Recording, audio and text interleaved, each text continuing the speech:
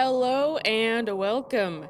My name is May, and today I am replaying a game called She Danced in the Wind Like a Holographic Dream Before the World Died, and if that sounds like a poem, it's because this game is basically an interactive and creative poem that goes very, very deep into some dark territory, and I'm replaying it because when I recorded it, my voice wasn't recorded, and I really, really wanted to share this game with all of you and its message. So, yeah, here I am. And it involves a lot of reading, so, you may very well, see me, not really skip, skim over some of the longer texts, but you can always pause it to read it for yourself if that comes to that. With that being said, let's get started.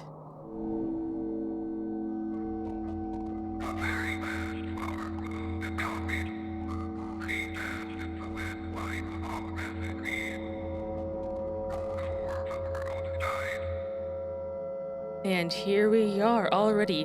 When I first played through it a few days ago, I was immediately captured by how eerie it feels, and it just keeps getting more eerie as the game goes on.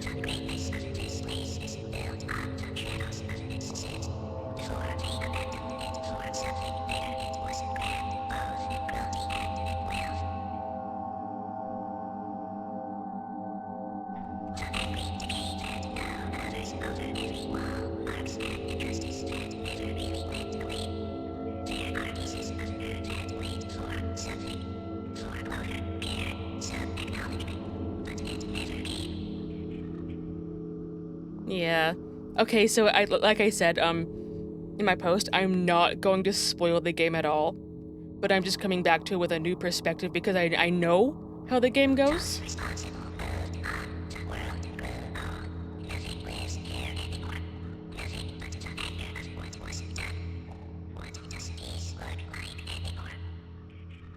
That is a very good question, especially in this day and age.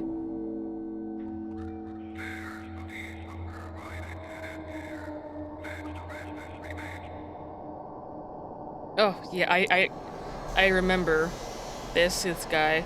I don't want to look. I'm afraid to look. I can't look at her. I'm afraid to look at her. Yeah, so I just can't get over how really cool this game looks. And you'll see why very, very soon. Also, I believe I'm gonna have it in the beginning of the episode, but if I don't, I believe there are sudden flashes in this experience, so, yeah, keep that in mind. Okay, poem 1.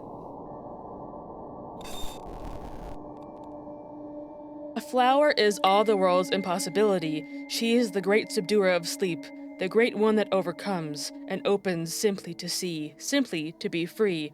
She twists, she dances, her scent glides on every breeze. She is the exploding result of impossible dreams. That she is.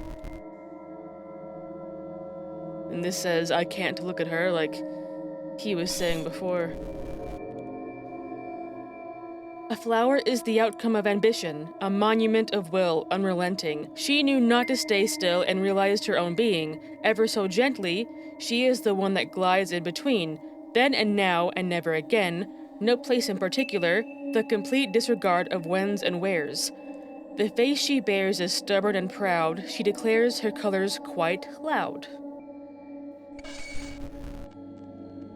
And again, I'm not 100% sure if the developer of this game made the poem themselves, but if they did, it would be even more amazing. A flower is a secret finally told. Earth holds her like a whisper. When she realized, she finally withers, perhaps forgotten, perhaps granted remembrance, as a dedication to that sublime resemblance, which burns and illuminates every being's heart. She is the surmounted mark of divine art that overcame both light and dark. I can't imagine having a way with words like this. This is actually incredible. And hope is at the end of what appears to be a vent of some sorts, so take that as you will. A flower is like every dream. She reaches for the sky, too stubborn to die. Unforgiving, her aspirations are too high. She struggles from the ground, surroundings crowd her out. The world tries to drown her, tries to push her down. Know your place, they always say, as they bury a growing grace. They teach her to beat herself, giving lessons in self-hate.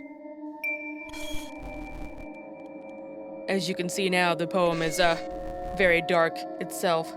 Here are a million ways to hide a budding face, but the only thing she knows is her own promise of a brighter day. And that's all we can really have for ourselves in the end, isn't it? A promise for a better day to come.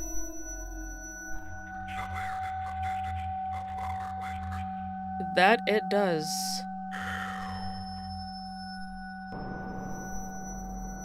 And here I am. She didn't deserve this, said the last flower.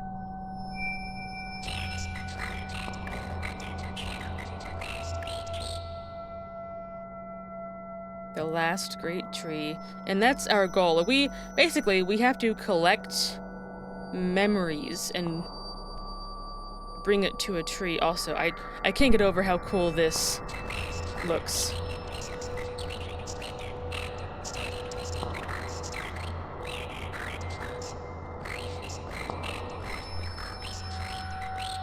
Yep, click on the ground to grow there. Yeah, this right here is just incredible to look at.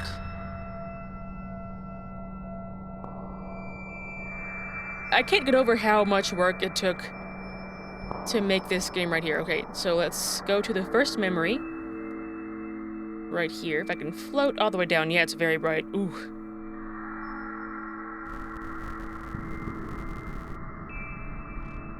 This tree was precious once, forever ago. It dared to grow at a time when they asserted complete dominion over nature, over all life here. Just like a dandelion growing in the concrete.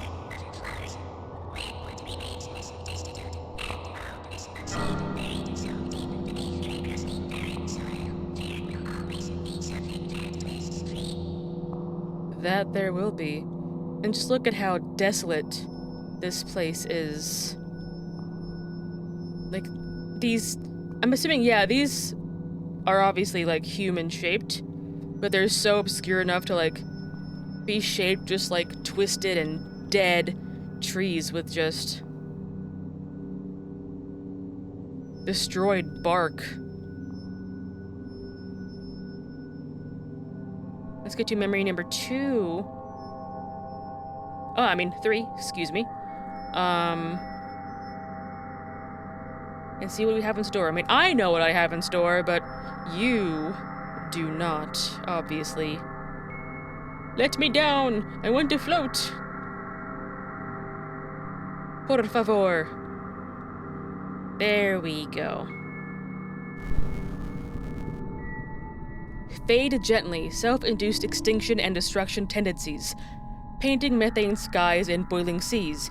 You see, it doesn't matter if we all die, since no one else would know. After all, we were just another dot in the sky. And we are extremely tiny, given how large the universe is in all its infinite size. There's a storm today. It hovers over towering concrete structures, pelting steaming buildings with something that's not water. It's the first rain in 8 years, the world over. Rain is so rare it became a myth. I'm told rain used to be water, but this is not water. I'm assuming it's, like, acid. I think if I go there... Yeah. It's the same thing. Yeah, so some of these... Oh.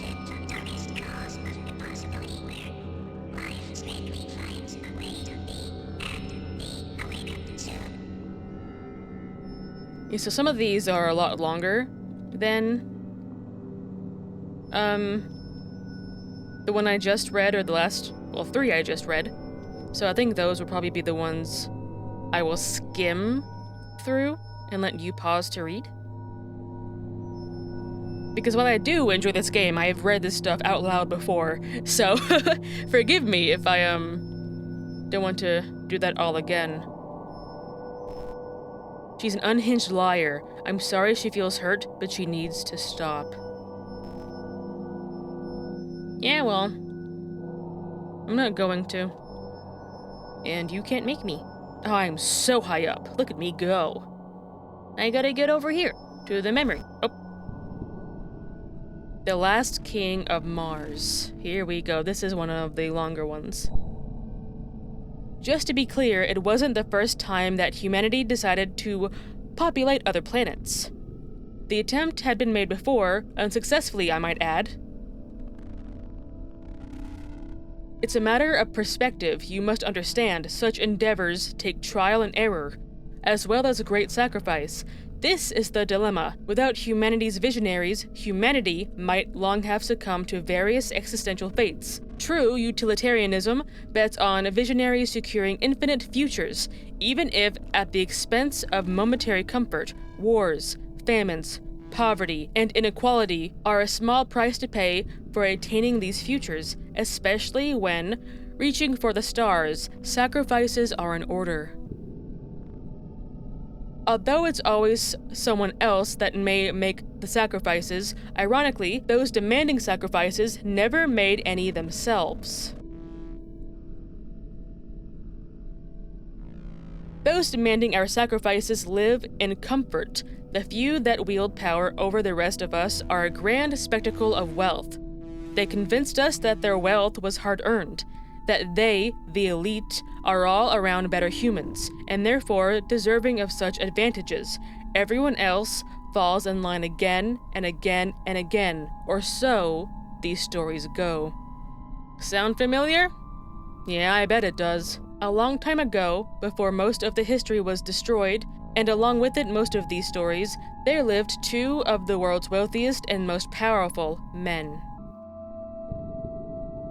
No, not like now. These 2 were wealthier than ever, and anything after them.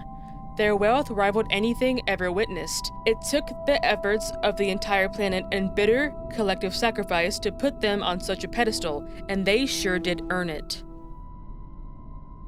They lived in unfathomable richness. New numbers had to be invented to reflect their value. The world and anything in it was owned by these 2. Everyone else needed the money in order to put food on the table and maintain the comfortable quality of life, so this wealth gap remained relatively unchallenged. The 2 richest men that ever lived couldn't agree on who owned what, so they split the world in half. It took even more unchallenged, bitter sacrifice on part of the collective to make this possible. Families, homes, cities were divided overnight. The tragedies were countless, but necessary, so that the 2 might finally have peace and represent humanity as its true luminaries. It was too hard for them to share the earth, so they started catastrophizing why humanity must finally leave Earth if anyone was to survive.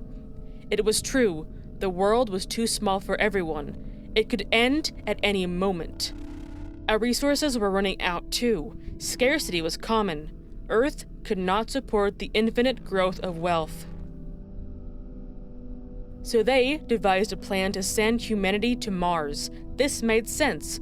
Mars was a close planet just within reach.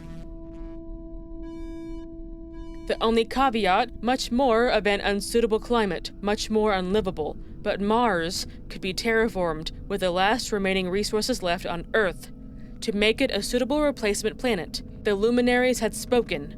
They had their wealth behind them. What fool could possibly argue? Eventually, the 2 richest people that ever lived left with a large chunk of the world's inhabitants. They needed a suitable workforce to terraform Mars. Bigger numbers meant better sacrifices could be made. The 2 richest people that ever lived also left with an immeasurable amount of Earth's scarcest resources, all to Mars. They successfully arrived, albeit with very little left. Sacrifices had to be made. That was a given. Those that survived the trip were happy just to be included and to begin work on the new home planet. Although the efforts of the workforce were not enough, slowly the numbers dwindled. There simply was not enough to support the vision of these great men. Most everyone starved. Science had failed them. Humanity had failed them. Everyone died, except the two great men. The two last surviving humans on that distant planet. Such a spectacle for the human race. They still could not agree on who owned Mars, so the cycle of hoarding what was left continued, with fortunes slowly dwindling. Eventually, one outlived the other. It was a glorious day to finally have a true victor, the greatest luminary to ever live. He was the visionary that succeeded through this entire ordeal and brought greatness to Mars. Since he outlived the other, he could finally be the self-pronounced richest man to have ever lived. Tears of joy ran down his face. This was all he ever wanted. He was the king of Mars. Either way, the story is ancient history. We are not to talk about it. It is demoralizing to talk that way about our elite, and we have to support all efforts to leave Earth once and for all. It's an old story passed down from long dead people that made their sacrifices long ago. So yeah.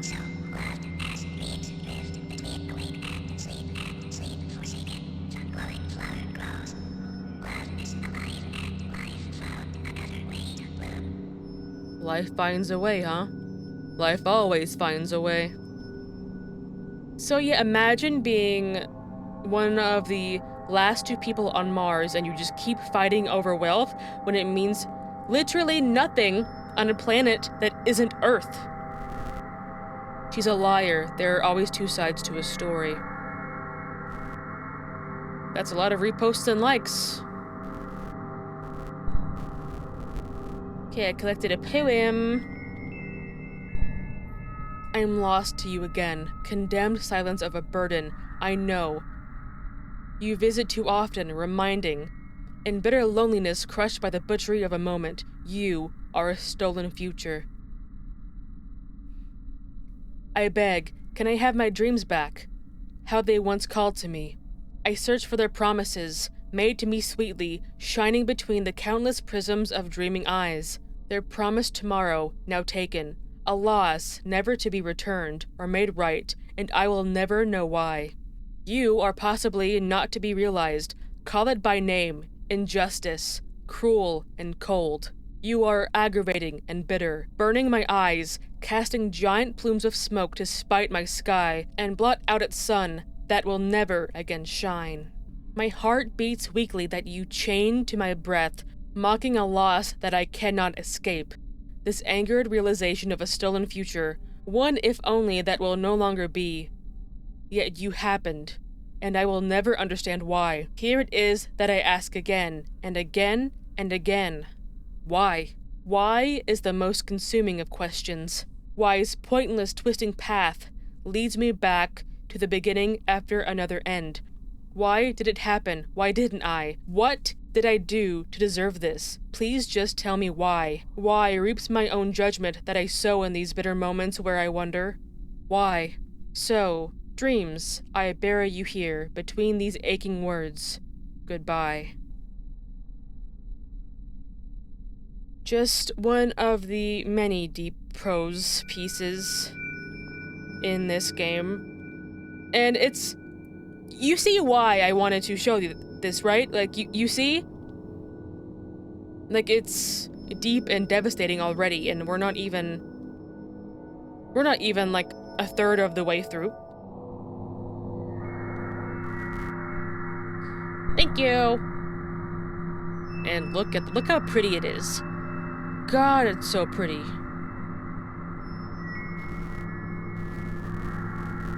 Alright, number 5. Don't think about how hard you've had it. Think about how good you will have it. As long as you are fighting, you have a chance. But what remains after? Pain is temporary. death is permanent. In moments bereft, counting what's left, and yet they could never take everything from me. Even if I must live to relive, memories will never claim all of me. Against all odds, quite stubbornly. There will always be a piece left. That piece, a seed, will always regrow, the same way as nature reclaims. My hope, I too will, from what remains. Earth knows how to survive. Like her, I can thrive. As long as I'm alive, I can weather every coming storm. As long as I have a mind of my own, I can see hopefully. Past points of view, struggling with perception, sowing seeds from what's left. Even if just barely, this is my message, burden, and painful truth. Just so he knows, you didn't completely destroy what you couldn't have. Look at that bird. You'll come to find that there are many mentions or pictures and videos of birds in this game. And I like that. Birds are very symbolic animals themselves, which fit this game very, very perfectly. Oh, here we go. Life became abstract. I had one of those dreams once. It was strange. I never understood what it meant. It was about how we forgot the earth. We stopped telling stories about nature and living in it. Our fantasies stopped being about living among the other living beings here. We started telling stories only of ourselves, the way of life we created. Outside of everything, it became the only reality, and nothing else existed to us. Eventually, we stopped seeing nature entirely. We kept it at such a distance that it disappeared to us as a concept. We kept devouring it to sustain the way of life we created. Earth eventually disappeared from reality altogether. None of this was necessary. We just convinced ourselves that it was inevitable, until we forgot that it wasn't always like this, that it didn't need to be like this. Earth turned barren. We resented being on it more and more. Now we talk about leaving it. I think, in a way, this feels like the end of us too. It started with our stories. We just couldn't see life outside of ourselves. Life became abstract. Okay, yeah, so this is the part where I will let you read as you pause, as I skim along, because when I read too much, I don't know why, I can talk for hours, but when I read out loud for long enough, my voice goes a bit scratchy. So yeah, I'm sorry it isn't fair. It wouldn't be like this if... Yeah, so basically what this says, if enough people cared, if enough people did something, Earth would not be the way that it is. People wouldn't be starving, struggling to breathe, dying of thirst and sickly. Yeah, like this line. I'm sorry I used the last water to keep the lawn green. And that happens. Like, you can see it in places like, Arizona sometimes. Certain communities will, have less water, so rich people can have their lawns very, very green and very pretty. Which, if you have a monoculture lawn, that's bad for the environment anyway. Don't do that. Plant native flowers. Help the bees and such. So yeah, this is basically about complacency and about how that helped destroy the world. A dead tree was worth more to us than one that was living, breathing being. Yeah. And I think, there's so many reflections of our real world in this game. And I think that's how you make a very memorable experience. Especially with indie games that don't have much budget. Her pain is just a call for attention. What we did to her was necessary and right. No, it wasn't.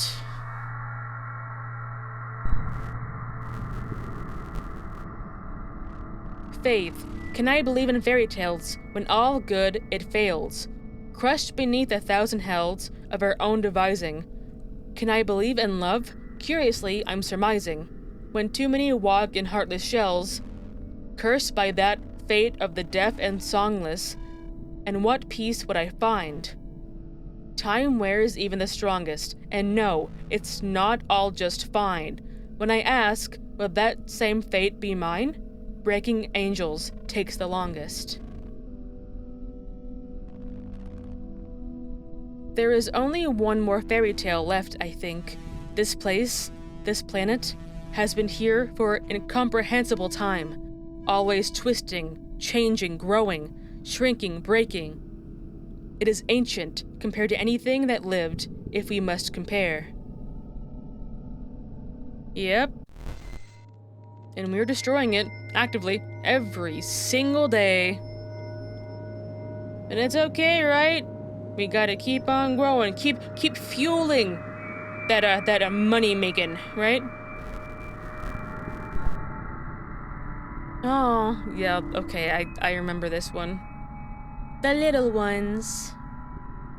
Ever since anyone could remember, humankind had to assert that they are the best, the most superior being on this burnt, worn earth. Humanity is better, smarter, more powerful than anything that ever lived. We've thought this for so long that we forgot why we started believing it in the first place, eating the world, draining the water, cutting the forests, creating deserts that stretch from one end to the other. To sustain this, we need to prove to ourselves that we are better. A dead tree is more valuable to us than a living one, a dried river more profitable than one that holds water, because scarcity is good. Life is a resource to us, our greed is a necessity. It serves a greater purpose. That purpose is us. And that's the thing, like making this false narrative of scarcity when there's plenty to go around, like with how, expensive insulin is, because insulin is not expensive to make. It's like, what, $4? Depending on the dose you need, and like, oh, you don't have insurance? Hundreds of dollars, baby. Ever since I could remember, we strangled life. This eventually grew into not tolerating any life other than our own. Man had to snuff out what remained of the birds, the insects, the other life, literally anything else living and breathing. They couldn't tolerate pets anymore, some justification or another. I can't recall. There was always justification. It always made sense. I used to believe it until I got to know what we were killing. Somewhere in the desert, I found a small colony of birds, tiny things. I think they were like sparrows or a type of hummingbird, like in the old books. I was appalled at first, and then in awe. I never saw something else other than us. They were so small, jumping around, busy doing little silly things. They could fly. I never saw anything like it. How wonderful that it must have felt to them. How the air carried them here and there. They were afraid of me, as they should be. I don't know why, but I kept going back to that place to see them. I know I should have told someone that birds lived there, especially since they lived so close to people, and maybe posed a threat? Some justification as to why they're dangerous or another. Always justification, so that they could be exterminated, but I just couldn't get myself to tell anyone about them.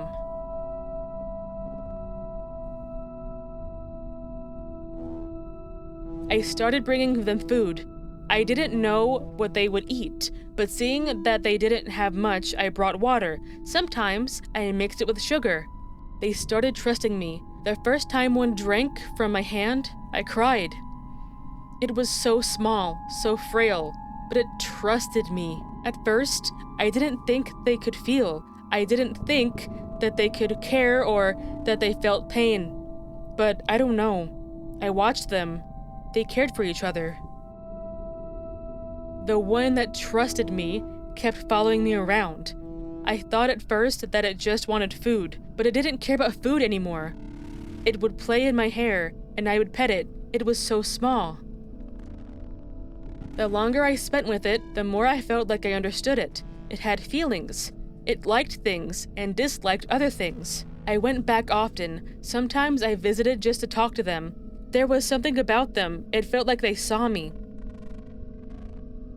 One time, I was crying so hard, burying my face in my hands. I was lying on the ground, crying, absolutely shattered about something bad that happened to me. Around people, I had to hide when I was sad, because we called that a weakness. As I lie there, some of the little ones flew to me. The one I befriended sat on my face, attacking any other that came too close. I felt like it was protecting me. I felt like it cared. It wanted me to be okay. After that, I couldn't other them anymore. They were alive, just like me. They cared about things just like me. They loved. They made me laugh. They could be so silly. I never felt loved the way I felt loved by them. Oh, look at that little bird swaying in the wind. It's having so much fun on that twig.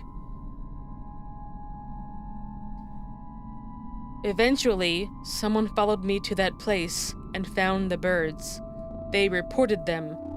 The exterminators came. When I went back to visit, their tiny bodies laid lifeless in the dirt.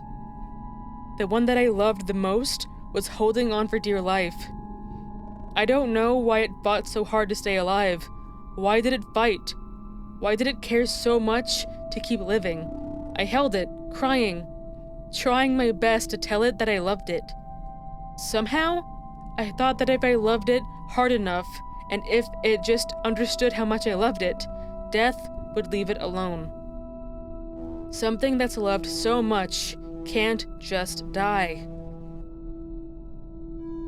I held it until its body grew cold and hard. I couldn't stop holding it. It felt wrong to put it down. I kept crying, telling it that I loved it, hoping that something would happen, but it was dead. Now I can't understand why. Something so small, so silly, a life so tiny taught me what love is. They said of these birds that they don't feel, that they're less than us, that they just function. But I don't understand anymore. How can we say that of something we never even got to know? How can we say that we are great when we kill something so small and precious for no other reason than that it is alive, and we are better than it? I can't understand. Something so precious, so loved, can't just go away after it dies. You can't just dissolve a spirit so beautiful. Something loved can't just vanish like that. I miss the birds. Poor babies. They didn't deserve us. The tower called grief. Someone stole the sun, a tower called grief. It hovers just above me, casting its shadow periodically. Every day in my way I can't see, I promise myself daily death. Not another breath longer, not another day beyond this one. Another I must brave, but I'm not brave. Still I am here, alive, my miracle. Maybe it's a miracle if you say, a terrible blessing undisguised my breathing burdened. I wish I were no longer just to escape that tower. I'm not stronger, every day a battle, every moment a struggle. How horribly it all towers. I want justice. This is my end, because I can't escape this shadow. Wherever madness goes, the saddest know it by name. I am abandoned before its gates, this tower called grief. Still, towers crumble, gates rust, shadows dissolve. Someday, in some way, I'll find my way back to me. I'll be free. Again, all of the poetry in this game is just astounding. Better than, like, most poems I read in my literature classes in my entire schooling career. Alright, down here. Hello. Don't you think it's strange that they died the way they did? Extinction. I think we will die up here. Oh, yeah, this is a little mini game in this very, very sad story. The stars glow, but behind them always hovers the pitch black. A reach of nothingness I dread. Our supplies dwindle, and borders have been drawn even in space. Even on the ship, people are hoarding, and our elite do nothing to stop so all of us can live.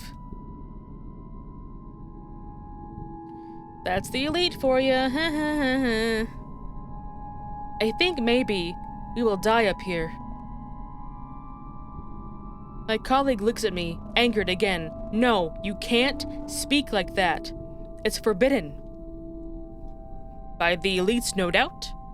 You listen, we are making our voyage to a better place. And we do what's necessary to sustain our way of life. Hoarding is not forbidden. Some deserve more than others, and some are destined to be poor. Always. Yes, I agree. Overtaken by guilt. Always. That's just not right, you know? Okay, oh, is it? Okay, it's just replaying now. So I'm done with that one. We got 2 more to go before we get to the end of this. And where are they? Okay, they're over here. Yay! Well, they say yay, but as you can tell, the story is quite dark. And when we get to the end, if you replay this video, you too will have a new perspective. Hello. People are gripped by panic and confusion. Pandemonium. The world was ending again. I never noticed, are these dead people back here, or a different sort of pattern? I don't know. This time, the world was really ending, not like the last time when the populace was told that civilization would collapse. To make their final arrangements to call their loved ones, taxes had to be raised to prevent such doom. No, not even like the time before that, when they were told that the world was ending because of the catastrophic megavirus and all poor, elderly, and disabled had to be disposed of to sustain our quality of life. Certainly unlike the time before that, when another global war erupted, resulting in a cataclysmic food shortage and only the elite could eat because they needed the surge in profits to save civilization. No, not like those times. This time, it was actually ending. A local political figure, someone fairly unimportant until now, leaked information about an asteroid approaching Earth. A very large thing that would surely end all life as we know it, if we don't do something now. We would all have to work together, sacrifice, recycle, and cut back on resources to make survival possible. The populace was told to evacuate all residential areas and migrate to established safe zones. Bigger cities prepared to hold more people, and better surveillance to keep things in order. Everyone would have to sacrifice, not like the last times when regulations and rations were more lax. No. This time, only the noblest and highest quality of sacrifice would do. Only then could we preserve our liberties and way of life. Everyone was to be relocated to the designated cities fit to survive a cataclysmic event like an asteroid or meteorite. The size remained unclear. All that was known was that it could kill all life on Earth, or at least most of it at any moment. So yeah, a said local politician, stood up and told everyone about the asteroid. Hey, we're all gonna die. Maybe we should do something before that happens, and yeah, he'd be reelected. Come the next voting cycle, which, I think spells corruption, but I'm not sure if that's the route this story takes in this portion of the game. But he was shaking hands with the elite, and the rich, and the powerful, and all the news stations. So, yeah, and then the rich people yeah, we'll stop the asteroid, but, they probably do it because they want glory and more riches. So yeah. Everyone had to make sacrifices except for them. It was made very clear that Earth was a dangerous place, humans could not survive there, something was always out to kill them, especially poverty and war. No amount of support given to the very rich and very powerful elite could end poverty and war. No amount of sacrifice was enough. That final clarity could move mountains.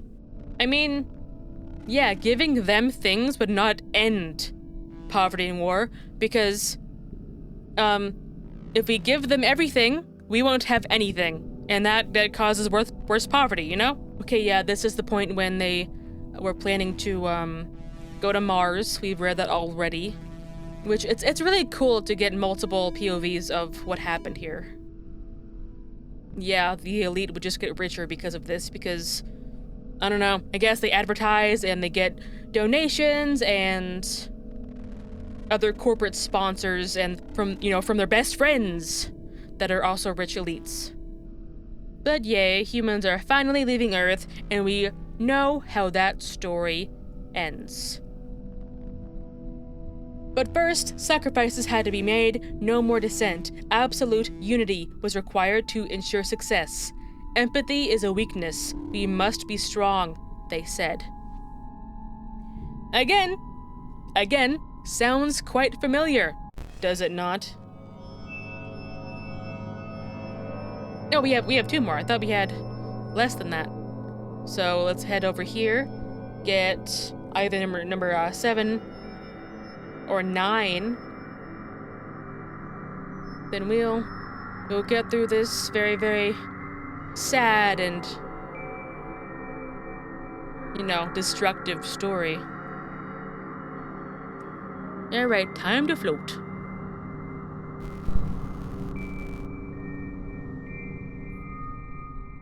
How much more, God? As much as you can stomach and more.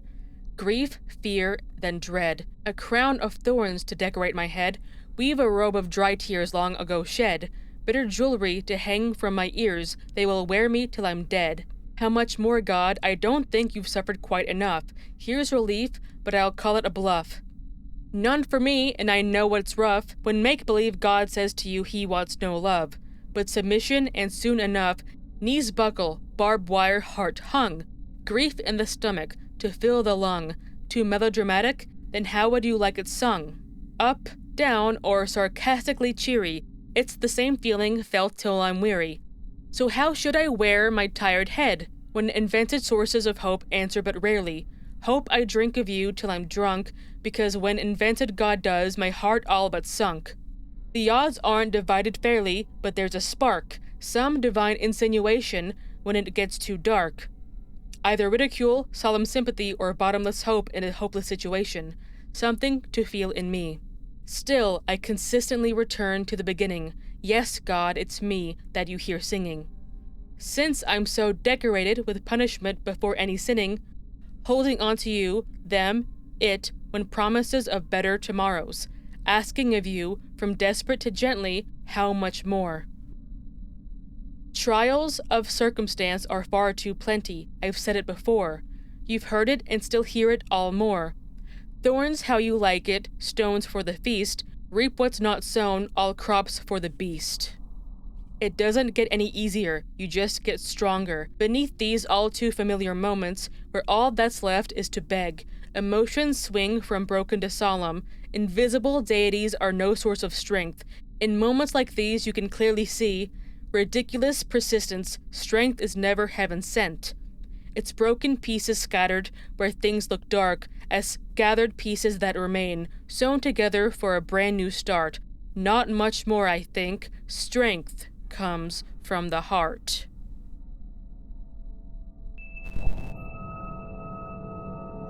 Again, a very, very deep poem, and a very religious poem, which I'm not gonna get too into, because that's something I don't really go into on this channel. I mean, everyone has their personal beliefs, and if it's not hurting anyone, if you're not shoving anything down someone's throat, believe what you want, I suppose. Alright, number 7.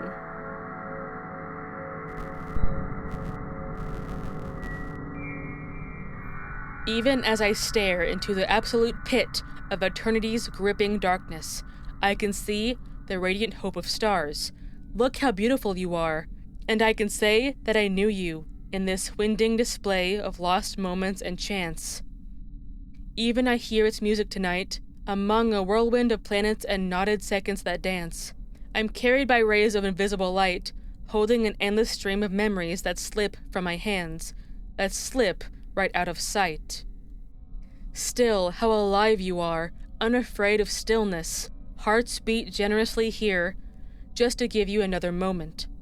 Even in a precious moment's surrender, all things pass, and time immeasurable reaches past. To race away into the cosmic splendor of forever, I, the sandcastle facing tides of carefully measured seconds, claim this space that I am from grains of counted sea glass. For even among the radiant hope of stars, before death, unknown dreams, heartbeats, precious breath, I am a moment in these cosmos too. I think out of all the lines in all of the poems in this game, this one is definitely my favorite. Because you are a part of the cosmos, you are a part of space, you are a part of this universe. Are you a tiny part in the grand scheme of things? Yes, you are itty bitty. And I am also itty bitty. But it's nice to know that we're a part of this giant thing. She pretends to be in pain for attention. You can't believe her. And here we go to the special place that the ending takes place.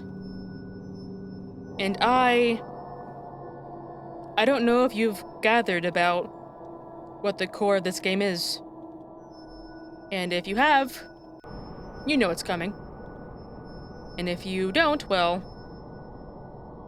you'll soon have a new perspective just like I have with this game. And why I wanted to play it again, so you can experience it, like me. Here we go. Hello, friends.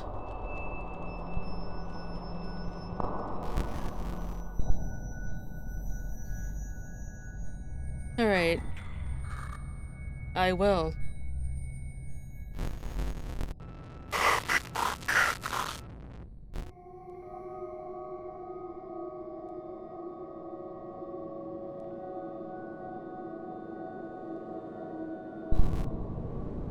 Hummingbird catchers string their nuts high, traps to show, nectar, crimson, gold. A heart to entice, hearts to snare, I want to buckle and fold. At times like these the world feels cold, but times like these are a testament to strength of soul. And I've got one to show. I'm already tearing up. I know it's coming. I know. But I'm gonna be hush-hush for the most part when we climb these giant steps.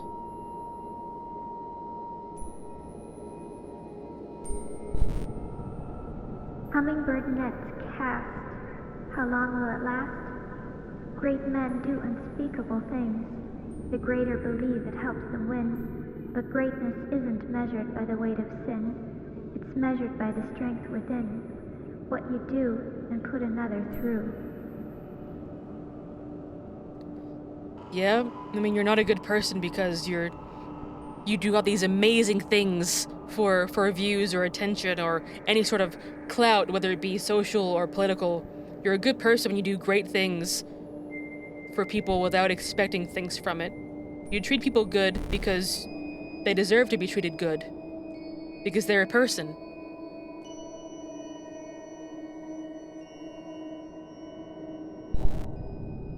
Greatness ill-excused are words of some castaway muse. Hummingbird abuse serves us no use. It may temporarily amuse, but soon it gets old. When all the greatest have colors and truth to show, nectar, crimson, and another's gold. Oh, God.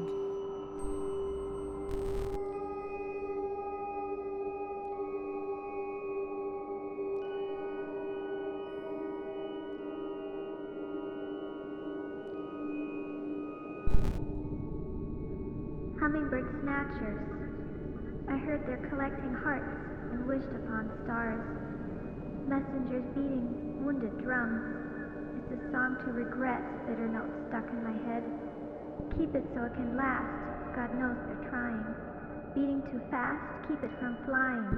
You can keep it, hopefully from dying.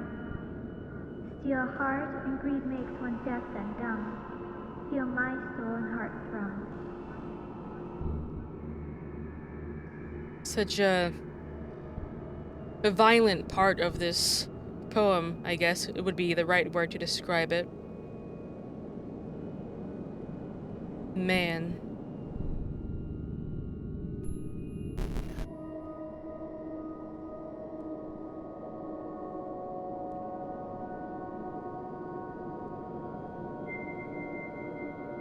I think this might be the last one, and then we get to the top. Hummingbird trappers plotting soon enough. I can hear them. A message for the scheming. Greed makes us all dead. So come, death, you among free men. These wounds hurt, but you can't see them. For each evil, I feel less. For each blow to me, I grow all the more fearless. So come face me, dear bitter demons, and tell them boldly that I too am a human being. You are, indeed. God, okay.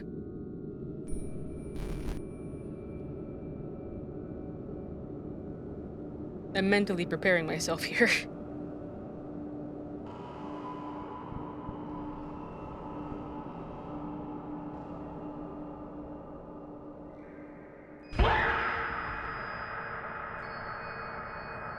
And now we're here. And you'll quickly realize who that person is. If you read these things, I'm not gonna read all of them. She lied because it suited her. Even if she wasn't lying, she is pathetic for not reporting it. Hope she hurts forever. You built nothing and you go after people who create art while you create bullshit poetry. Oh my god, groundbreaking. God, man, I can't. Oh look, the attention seeker, herself. Poor baby, glad she got what she deserved. Yeah, so you know what this game is about now, right?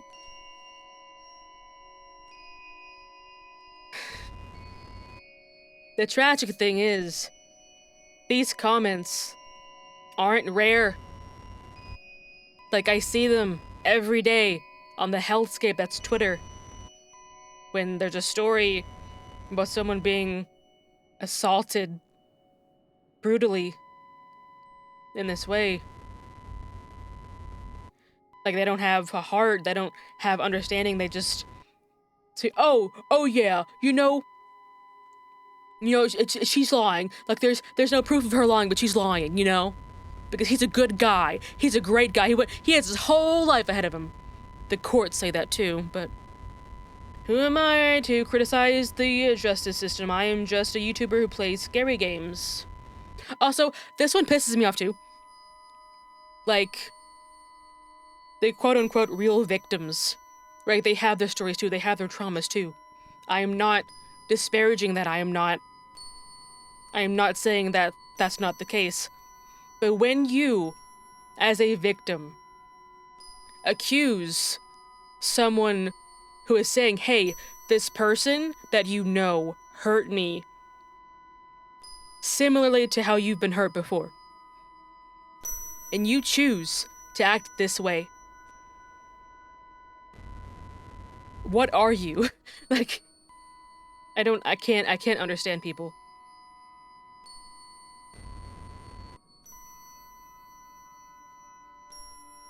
You know, sometimes I think that I don't feel enough empathy sometimes.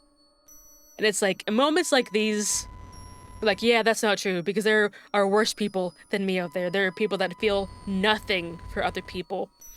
Whether that be because they have antisocial personality disorder, whether they be born with that, or it develops in childhood.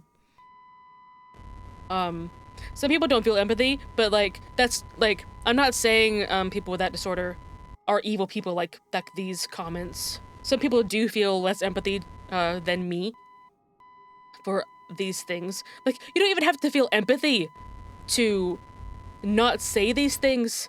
You just have to have a brain, you know?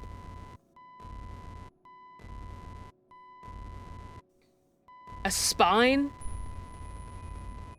Emotions at all? You just... The bare minimum is to not be a piece of shit.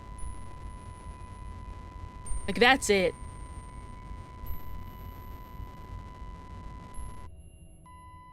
God, okay, I can't read these in full. I'm gonna get so upset. I'm already very upset. I'm already crying, if you can't tell. God.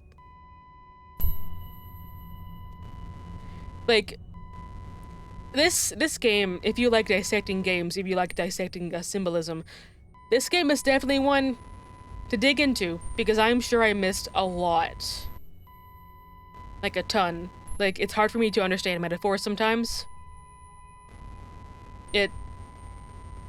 Yeah, it's just difficult. I'm not gonna explain why. God, ugh. Okay, another thing, right?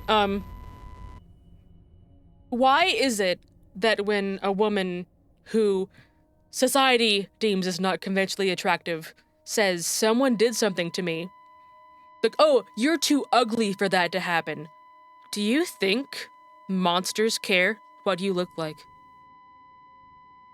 Have you seen the like the museum exhibited travels, the what were you wearing exhibit? If you haven't, and if you're, you know, emotionally capable of handling seeing parts of the exhibit, go look it up. Because these people are just... The people that say these things are monsters. That's... In my eyes, that's what they are. And I know that might be bad to say, but it's my truth. And I'm sticking with it. Delete all.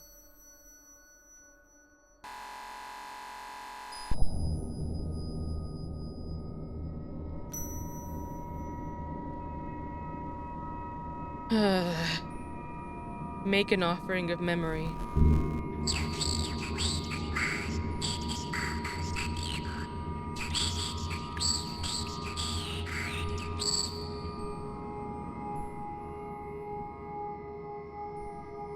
Plan something beautiful in place of cruelty.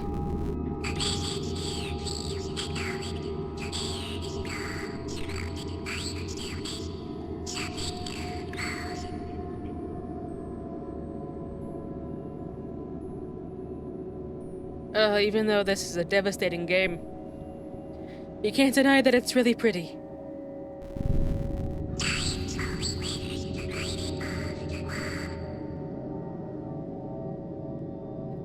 Cut her down. Gladly.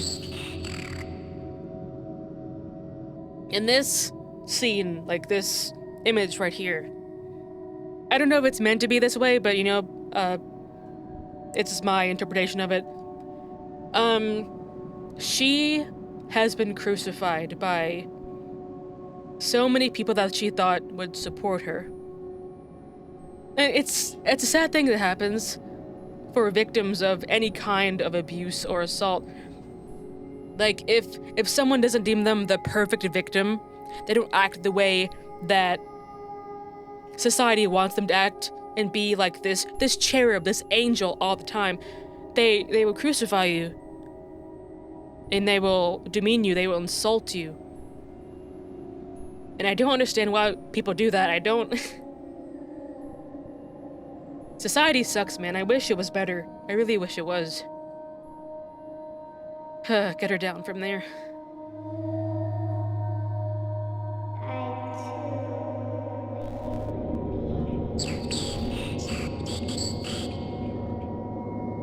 And the fact that she sounds like a small child. It's just... God. It hurts so much mean, it would hurt so much if it was legit anyone, but... And I don't know if the person is meant to be depicted as a child, but it just... She sounds that way to me.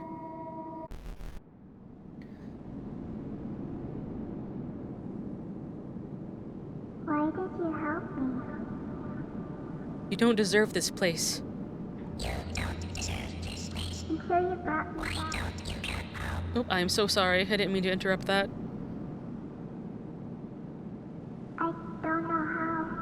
I can't. It hurts so bad, I don't know how to move on. It's okay. It's time to go home. How? I'll take you. We can go together.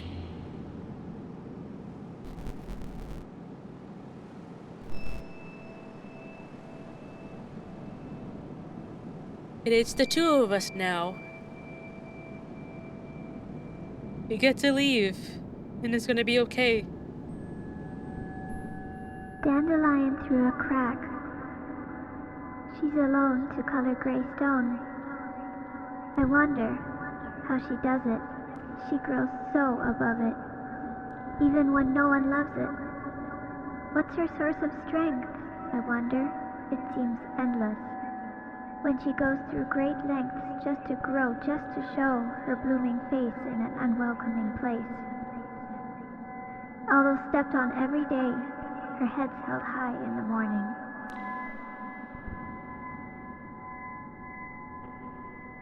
That it does. It's always held high, huh?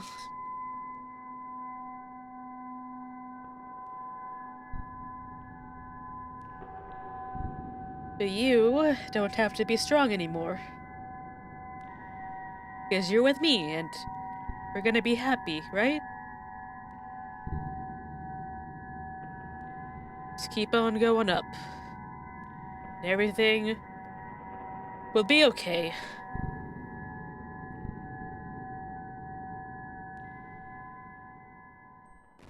It's all